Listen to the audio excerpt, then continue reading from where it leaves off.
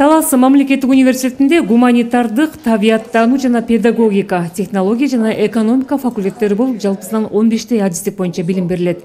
Ушул тапта 3000 студент билим алат. Андан тышкары жогорку класстар үчүн колледж бар. Мында студенттердин 15% гана бюджеттик орундарда окушат. Калганы келишимдик негизде тапшырып, быйыл күндүзгү бөлүмгө окуунун акысы орточо эсеп менен 29 миң сом тегерегинде. Өткөн жылы пандемия малында Талас университети да башка окуу жайлар сыяктуу эле сабактарды аралыктан окутту. Анан калса студенттердин төлөмү ата энесинин кириши булагына көз каранды болгондуктан көпчүлүгү былтыркы акыны төлөй албай калышкан. Мындан улам ал сумманы да быйылкы окуу жылынын акысы менен бирге төлөп жаткандарын студенттер белгилешет. Пандемия Кудайга шүгүр тарап баштады, жумуштар дагы башталды. Анан ошо мисалы бир туугандарым иштейт, ошолордон дагы жардам берет. Ай сайын төлөп турганга мага ыңгайлуураак да.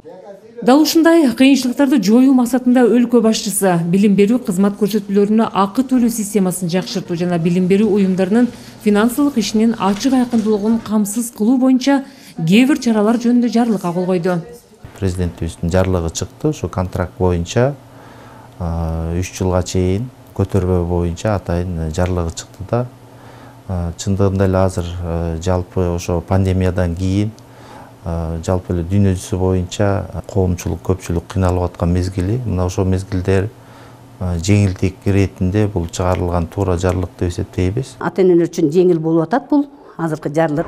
Контракттын өзгөрбөгөн дагы чоң жакшы нерсе болуп атат. Антпесе бул убакка чейин айрым бир учурларда контракт жылдан жылга шартка жараша өсүп келген. Бүгүнкү күндө ошол талабы бизди аябай жакшы да, студенттерди кыйнабай.